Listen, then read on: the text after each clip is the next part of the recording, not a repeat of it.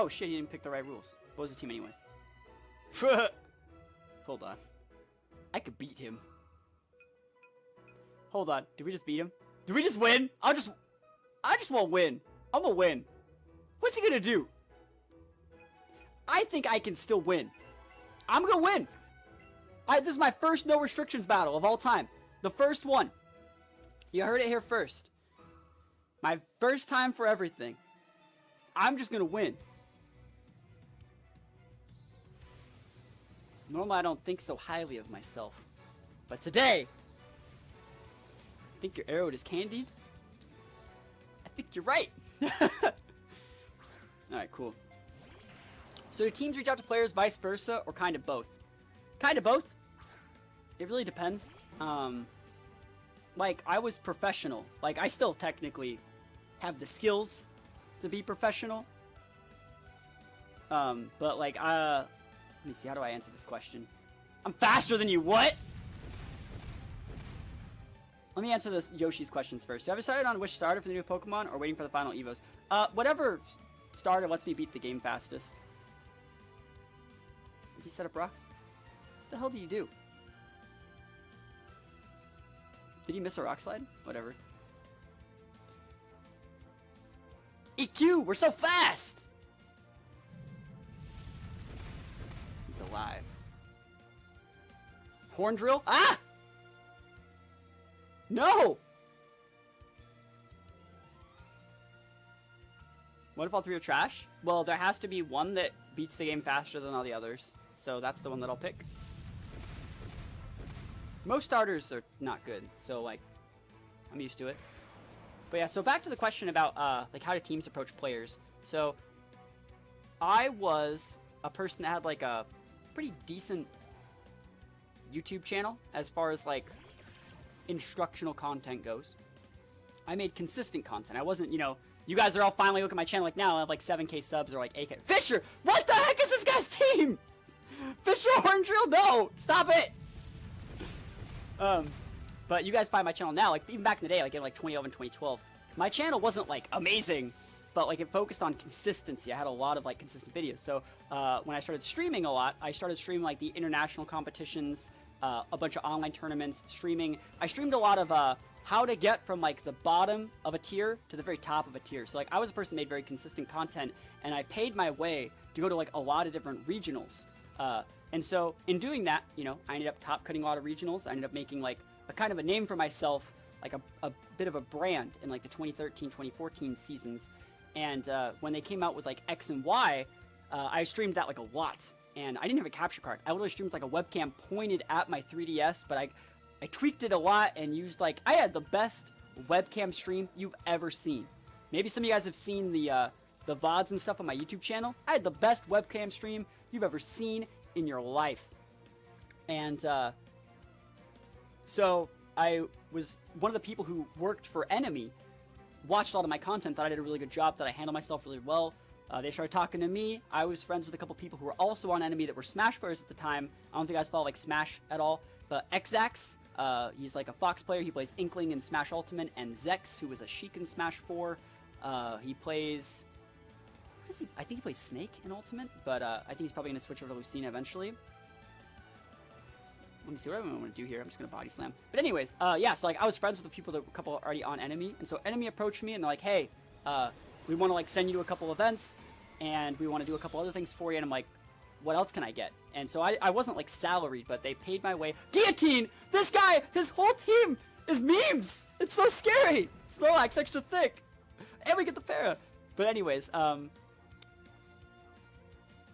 so what they did was they helped pay my way to a few events, and they got me partnered. So that's how I actually got partnered on Twitch. I wasn't one of those people that, you know, put in the work and had hundreds of thousands of people watching me. Obviously, you guys know by my viewer count.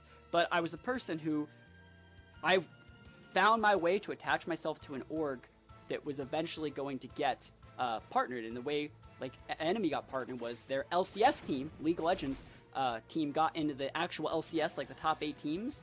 And so when they did that, they got like 16 spots for like the Enemy stream team. We were streaming on a Zubu at the time, and we were partnered with a Zubu. But then when that like ended, we came back to Twitch and we all got partner buttons, and that's how I got partner. So everyone's like, it's so hard to get partner, and nowadays it's actually pretty easy. It didn't used to be some affiliate thing. You used to have to bend over backwards to be able to get partner, and you know, I found the loophole because I wanted it, and so it's definitely always possible to get your dreams. You just gotta like talk to the right people and work a lot harder than everybody else. And, you know, also, I feel that I'm extremely lucky. Like, a bunch of right places at the right time, things happen for me. But there's another thing that goes along with that. Like, unless you put yourself in the situations to have good things happen to you, they're not going to happen. Like, you know, no one just gives away shit to people that don't show up in the first place. You know, you can't be afraid of, like, risking everything and doing everything you can to get what you want. We take those wins! Get out of here, restricted guillotine Fisher horn drill guy. Aerodactyl, Alakazam, Cloyster, Snorlax, Muck. Very good team. Alright, let's see. What do we see against? Do you think he's gonna be Aerodactyl? Cloyster, yo, I take this. What's he gonna do? Ice Beam?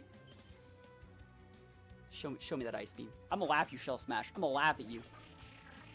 I'm gonna laugh if you think you can Shell Smash. I'm not gonna, he might sub. Shell Smash. What? Haha. I mean, what? What? Why would you think? Why would you think that, like, this is the play? Why would you think? Am I not gonna Mega Drain you? I mean, I guess he's thinking, like, maybe I'll set Leech Seed, but, like, bro, I'm an Executor, okay? Okay, I'm Executor, okay? Okay, Executor, okay? Yeah, we take those. We take those all the way to the bank! That's probably the biggest threat down, I think, is that. Alakazam? You guys really think he's gonna go for Shadow Ball? I mean, Mega Evolves with this, his Aerodactyl kind of just loses, and we still have a Muck. He's probably gonna Shadow Ball. I'm just gonna switch to my Muck. What's he gonna do? This is why we have it in the team. It's for this exact reason. It's pretty good. Can't believe we just ate that though. That's raw. Hopefully he doesn't sub. I mean, he can also get like Encore, so like I gotta watch out. So we go Mega. We take those all the way to the bank.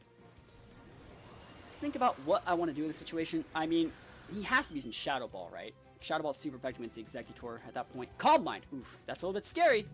Yeah, I'm happy I switched though, because like Executor, like I could have went for Sleep Powder, I could have missed. I could have went for Leech Seed, but then I don't want to get too many of these. I'm just gonna go for a Crunch.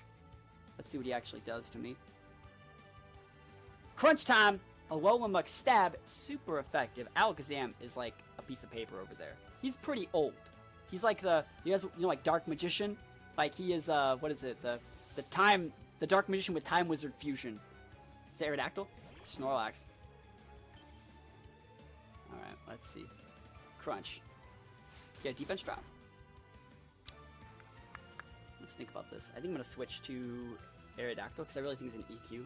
Ooh, he could Body Slam me. If he paralyzes me, that's bad. I can't just have him doing that.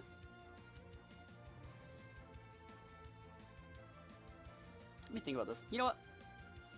I think he has EQ though. I really do. What players gave me the most fits in tourneys? I can make that list forever. Holy moly, that's a huge list. Let's see. Players that give me the most problems that you guys would know. Me and Aaron Zhang are probably in tournaments. Me and Aaron Zhang, I'm 4-1 against him in tournaments. I think I'm like 6-5 against him just in games overall. So Zhang's beaten me out of well, I still got top 16. So like, but Zhang gave me a hard loss in San Jose Regionals, but like I ended up still making top cut in that tournament. So Zhang is sometimes a problem. Like he's hard, but I usually win. Let's see. Players that give me a lot of problems. There's a guy named Jordan. He's a NorCal player. You guys wouldn't know him though, so I don't want to see. Patrick Smith is a player that gives me a lot of problems. Patrick Smith in tournament, I think we're 2-2, but he knocked me out of top cut of a regional one time. And Patrick Smith goes to Worlds every single year. Patrick Smith's one of the best players to ever play Pokemon. He started in like I think 2016, and he's so good. Oh my goodness, Patrick Smith. If you guys know who that is, Google some Patrick Smith games. That guy is amazing at Pokemon. One of the smartest players to ever play the game, I think. And like I said, he's so new. And so, like, I really got to give that guy, like, absolute props. I'm going to go for a Leech Seed here. instead of a sleep powder. So Patrick Smith gives me problems, but you know, I've gotten wins on him in tournament too. So, but the thing is, when I get wins on Patrick, it's because I hacks him out. But I play towards the hacks, so it's like it's a little bit dicey. It's a little bit dicey. So let's see.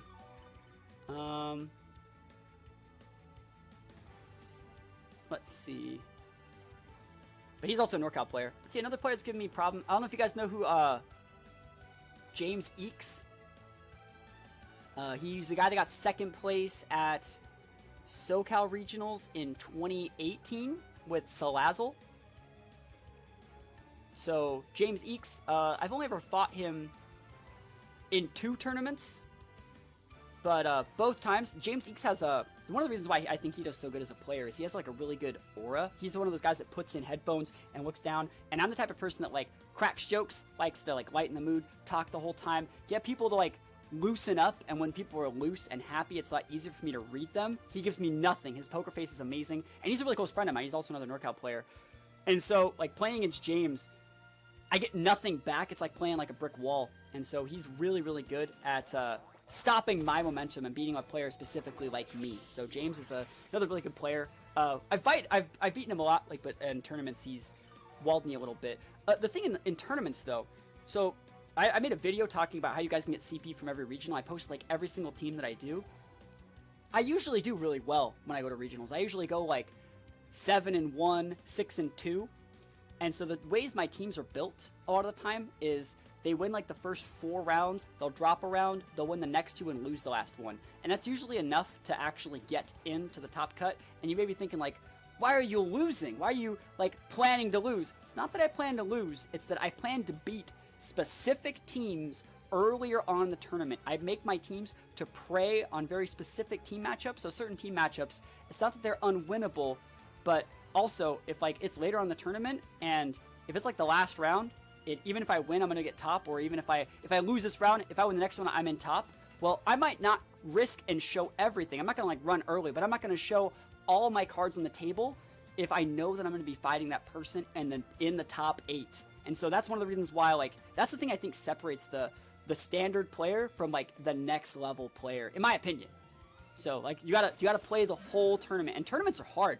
Like, you know, you go to a tournament, you get there at like 8 in the morning, and you're there till like 7 at night. You just go straight into it. You play every single round. You have like an hour-long lunch break that totally like pulls you out of the mood. Like, that's the thing that I think a lot of players can actually like work on, is like preparing for a full tournament. It's a lot of work. Let's see what I want to do here. I'm just gonna Mega Drain, I think. No. Let me think about this. No, Mega Drain's fine. He might switch to Dragonite. That'd be the worst. Dragonite would be the worst here. Muck's whatever. That's fine. Muck's better for this. But yeah, you know, like I said, James Eeks gives me a little bit of issues. But like I said, so also like go back to my point was I don't lose a lot. So what I like to do is I'll beat a lot of people, and then I'll not lose on purpose in like the last round, but I won't show all my cards. So even though like, yeah, I go 6-2 into top cut where I want to be, you know, that loss is calculated. I'm not showing all my stuff. I'm making them reveal all their cards, so when I fight them in top cut, I can really win the game. And I do pretty good in top cuts. I think I'm just going to go for a Leech Seed. Like, what's he going to do? Now, he's going to... Yeah, I don't need to actually fodder my Executor. I thought it was at lower HP. Let's see. I think I might just... Do I want to switch to my Muck? Let's switch to my Venusaur, I think. What's he going to do? What does he have? He still has his Mega Alakazam. Cloyster's down, though.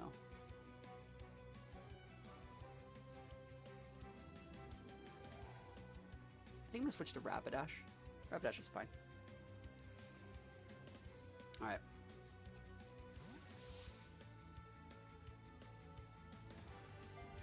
So Rapidash switching on here. Minimize. Okay. You're going to minimize me, huh? That's the game you want to play? You want to play Minimize? I'll show you how to beat Minimize. It's been a long time since we've done one of these, isn't it, chat? It's been a long time since we've done one of these. You guys know what we're going to do. You guys know what we're about. I mean, I could body slam him. That's fine, though. We'll just switch to our Muck. What's he gonna do? Like, literally, what are you gonna do in a minute? I'll switch to like a minute. Probably around 6 minutes, so he realizes that he can't win. Alright. Let's see. Other people that are good at Pokemon. A lot of people say Wolf's really good. I've only ever fought Wolf a couple times, and every single time I've fought Wolf, he's gotten really, really lucky. But he's also done the correct plays, even if they're very low % chance, to put him in a spot where you can become lucky. So you can't really fault him for that. So you can't fault him. Like, I mean, I do my best to get ahead, but it's one thing to you know, it's one thing to just get lucky, and another to put yourself in a situation over the course of multiple turns to come to a point where you have even the slightest shot to come back. And so that's what makes him special compared to other people. He never really gives up. And as much as some people think like, why would you just run? You can't win. You know, there's one thing to be said for his like determination when everything's like stacked against him to come back and win. So shout out to him for that. I mean, I suck at that. I have a glass chin. There's sometimes when I'm like, well, I can't win, I just run, you know. I've actually worked on that. I used to do that a lot more in like 2014, 2015. I don't really run anymore unless I'm really trying to stop like revealing information. I won't run. Oh, you're not distracting. We're literally timer stalling this guy. He's minimized Mug. This is the play to beat this. What's he gonna do? What's he gonna do? I think I'm gonna Acid Armor here, right? It's either Sub or Acid Armor. I think I'd rather get the Acid Armor up so I can put a second one up. But yeah, this is what we do. This is what we do against this. Like, there's nothing you can really do with that Muck. We have the Pokemon lead. You cannot go into the minimize part of the game if you are losing in Pokemon. It does not work like that. It does not work. I'm definitely down to just continue VGC story time. There's also players that I've absolutely dominated in tournament that are really, really good. Like, I've never lost against these people. There's a lot of people that hate to play me because, like, my teams are so weird and, like, they have no kind of defense for the memes that I'm dishing out. Like, Cam's, like, former world champion, beating that guy every single time. But he's amazing, you know? What you gonna do? What you gonna do when they timer stall you? Yeah, that's right. I'm just gonna Acid Armor. There's a lot of things that, like, normally. So the way I like to promote my teams is like I like to do teams that have so many different gimmicks and so many different like safe plays that I can bust them out and, well, let's see, how do I explain it? Minimize again. Hey, like I said, around the 6-minute mark, he's gonna realize that he can't win. Let's see, how do I explain this though? But yeah, my teams are really, really good at preying, not on new players, not on weak players, but the guy that's going to win the tournament, he has to tweak his team to be just a little bit off standard to be able to win the tournament, right? And so that guy's special. I'm going to beat that guy. That guy made his team just a little bit different and a little bit weaker in certain regards to be able to punish very specific meta things. It's like rock, paper, scissors. There's standard, there's the guy that beats the standard, and there's the guy that beats the standard and has a good matchup versus people that play standard that are just going through the motions. And so the only way that I lose is to the magical fourth option, which is another person that's also trying to beat the person who beats standard. And so the only way I either lose is to other people like me. And there's not that many of us left.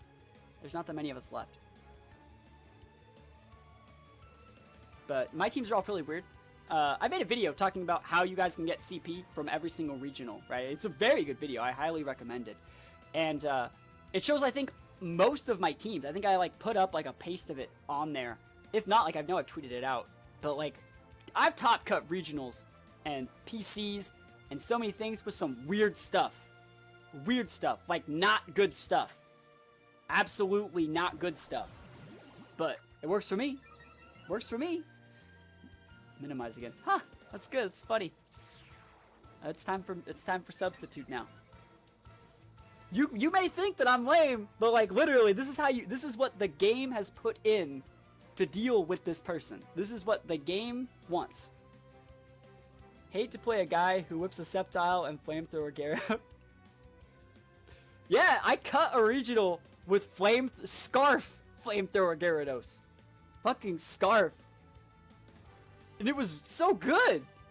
Imagine like losing to that on stream, by the way. Imagine being on stream and you think you're so hot and then you legit get like one-shotted by Flamethrower Gyarados. How embarrassing that would be. Like a lot of people crumble from that. A lot of people are like, oh my gosh, so many people are watching me. I just got styled on. I love playing on stream. Like at regionals, like I love it. It pumps me up. I've done some of the hypest stuff in my streamed games because like I start feeling myself. I just want to show off, you know? But yeah, there's so many times like there was one time on stream I was fighting this guy and I knew he was gonna go for like a really defensive play. I knew he was gonna double protect and let his hail finish off my Pokemon. So I switched out my 1 HP Pokemon for a Talonflame and I used Mega Kangaskhan, power up punched my own Talonflame twice and got a times 2 attack boost. Super styled on this guy because of it. Alex Gozo, speaking of Alex Gozo was actually casting that game. So it's like, it was pretty hot stuff. I did not get nearly enough credit for that like massive outplay. But that was that was a fun one. I really did like that one. That was a lot of fun. Crunch! Oh dude, good crunch. Good crunch, you earned it. You earned the crunch, my guy.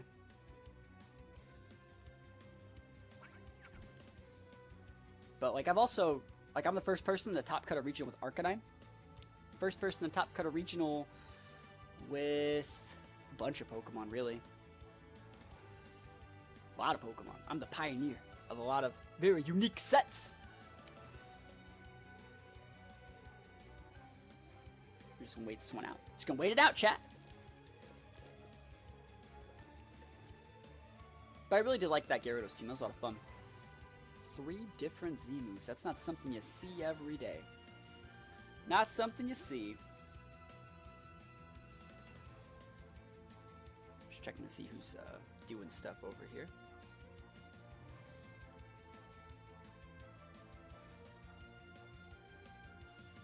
Like Butterfree. The only reason why I even used Butterfree, other than the reason it's my favorite Pokemon, I remember tweeting out like my favorite Pokemon when like they announced the 2017 rules, and I was like, I'm gonna top cut region with these. And Mitchell Davies, Missing Null, a person who also top cuts tons of regionals, was like, I'd like to see you like top cut a regional with Butterfree, LOL. Like, yeah, he's like, yeah, right.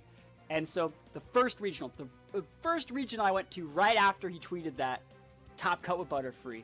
Just like put it like right there. It's like, say I can't, come back.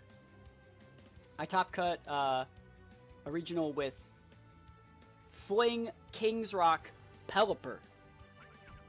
That was lit. I loved that team. That team was fucking amazing. That was probably one of the best teams I've ever made. I took to the World Championships, I took Goodra, and I don't think I was using Wifi on that team, but I used Trevenant. Trevenant and Goodra at the World Championships, Craigasm. That's not something you see every day. Trevenant and Goodra? And Golduck? That was such a fun team. I loved that team. Definitely one of my favorites. There's tons of content on my channel from that, though. And I created a team that was a lot of fun. That my buddy Jellysound used at Worlds that year, too. It was a Torkoal team that was a lot of fun to play. I feel that team was so good. Not that good in best of 3, but best of 1, unbeatable. I think I won every single tournament I entered with that team. The Torkoal team. I only used it in, like, smaller tournaments. But no, like, regionals or anything. Pelipper actually knows Fling. See? There you go! Yep. Yeah. There's so many times. Let's see. What's that guy's name? What's that? Who's the guy that won San Jose Regionals in 2018? What's that guy's name? Who remembers? Good morning, yo. Good morning. Yeah, who's the guy that won San Jose Regionals in 2018? Jiro Wiwat. That guy.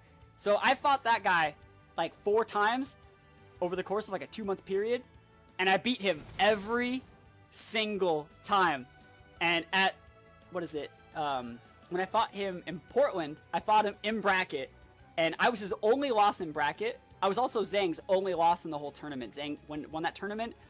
I was his only loss in Swiss, and he went and won the rest of the tournament. I was his only loss. And I used Fling Pelipper. Because back in the day, people would do like Mimilax leads in 28. Sorry, it was still 2017. But they were doing Mimilax leads a lot. And Porygon and Mimikyu. And so I wanted to be able to lead double ducks into those things because it wasn't like a fake out or Mimikyu. Incineroar wasn't around yet. And so what I did was Pelipper got Fling. I flung the King's Rock. It flinched the Porygon. I would Z-move the Porygon with my Golduck, and the next turn I could just finish it off with either like a Brine or another Hydro Pump or a Scald or what have you. And against like a Mimikyu, you would just fling it, it'd break the disguise and flinch it, and you would just, you could do whatever you want with the Golduck. Golduck could Z-move the partner, and the next turn you just nuke the Mimikyus. It was super good. It was super good. And also, I had Fling and like the Razor Fang, the other flinch item, on my Raichu. So I ran dual Fling, dual like flinch. It was a super cool team. That team got showed on stream too. It got showed against Raphael Bagara. And I got unlucky. I literally, like, low-rolled a Psyshock. Or, sorry, I low-rolled some attack, like, twice. I low-rolled, like, twice. But, I mean, I would have won. And he also had info. My round 2 opponent gave, like, Raphael, like, all my info before the game started. But that was a fun tournament. I had fun. I was 5-0. I literally destroyed, like, everybody. I was a freaking monster that tournament. It's a golden idea. Oh, it's good. Yeah. I'm like, I guess Ken's is like, you know, the next generation meme king on Twitter, but like, I'm the meme king when it comes to like the live events. I always like to innovate stuff.